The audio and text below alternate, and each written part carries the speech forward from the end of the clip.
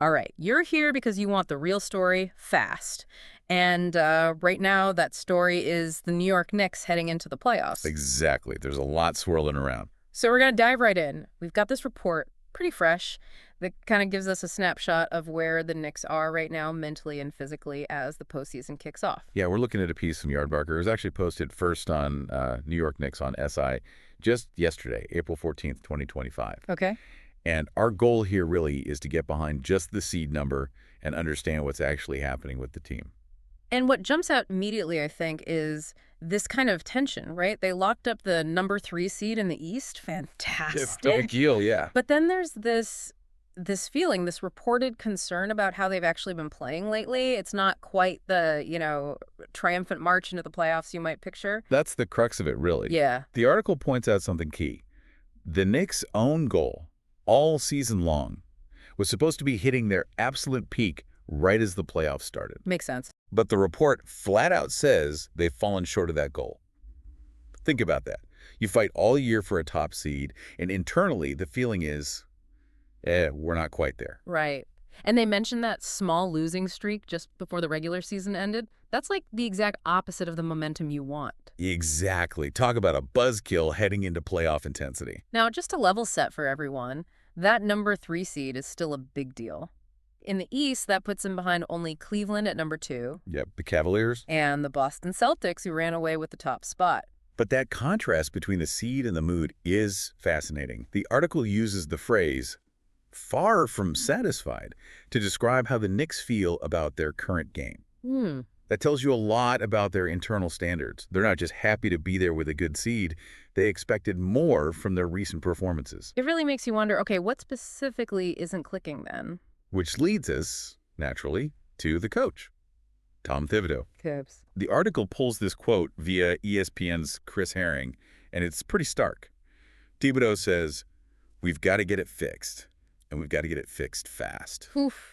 That doesn't exactly scream confidence, does it? I've heard- Fast implies the clock is ticking, like now. No kidding. And when asked what needs fixing, his answer was basically everything. Everything. And playing for 48 minutes on both sides of the ball, that's pretty comprehensive. It's not just tinkering with the offense or shoring up a defensive scheme. It's fundamental consistency, effort, focus for the whole game. Yeah, that sounds like he's seeing cracks in the foundation right when they need it to be rock solid. And the article does touch on why this might be happening. Thibs himself points to the challenge of players shuttling in and out of the lineup.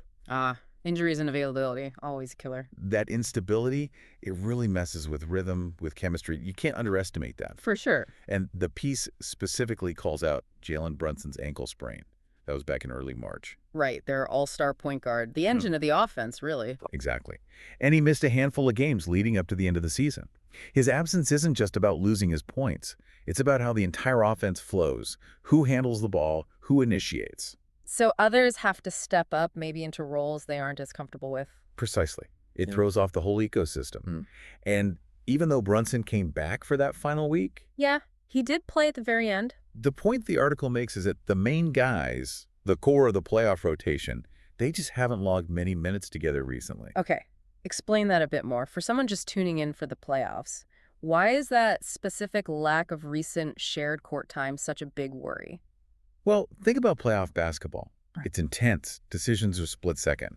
You need that almost telepathic connection with your teammates, knowing where a guy's going to cut, his timing, how he reacts defensively.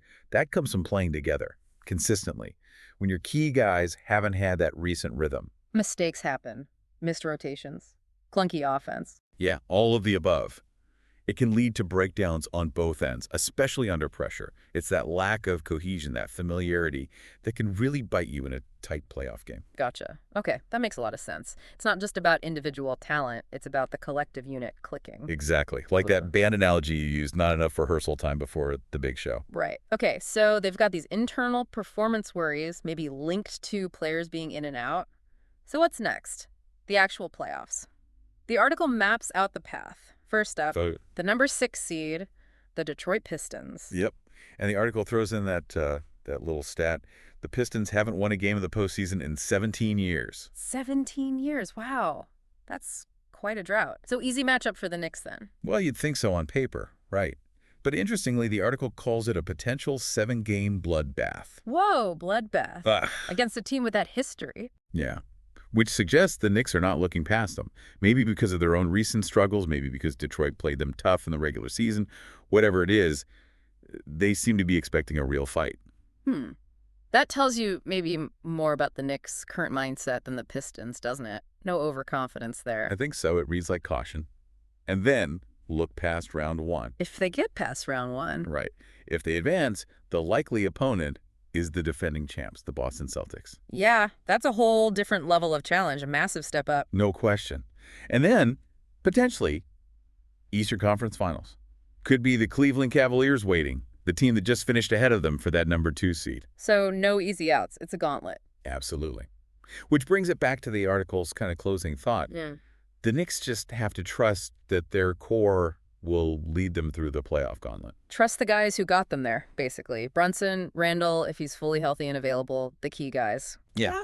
They need those core players to find that top gear consistently under the brightest lights, especially given, the shaky finish to the season and the tough road ahead.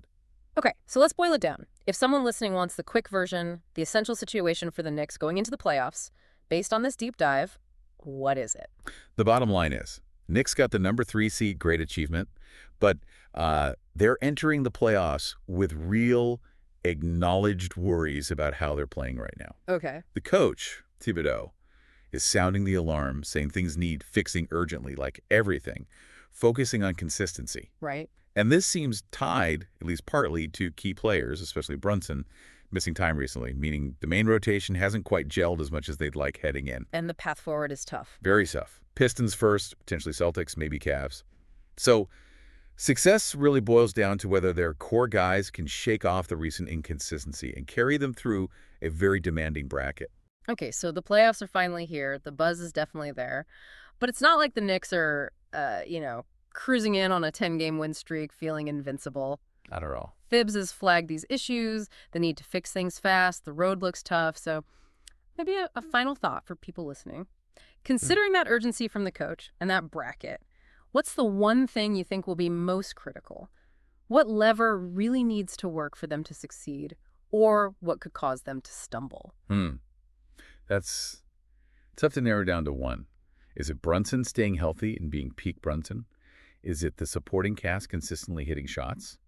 Is it Bibbs finding the right adjustments game to game? Yeah, lots of variables. But I think understanding all this context we've pulled from the report, the internal concerns, the reasons behind them, the external challenges, it gives you a much richer way to watch these games than just looking at the seedings, right? Absolutely. It adds layers. You see the pressure points, the things they need to overcome beyond just beating the opponent on the scoreboard. Exactly. Yeah. It sets the stage for what could be a really compelling playoff run to follow. Definitely something to watch closely as it all unfolds. Thanks for diving into this with us.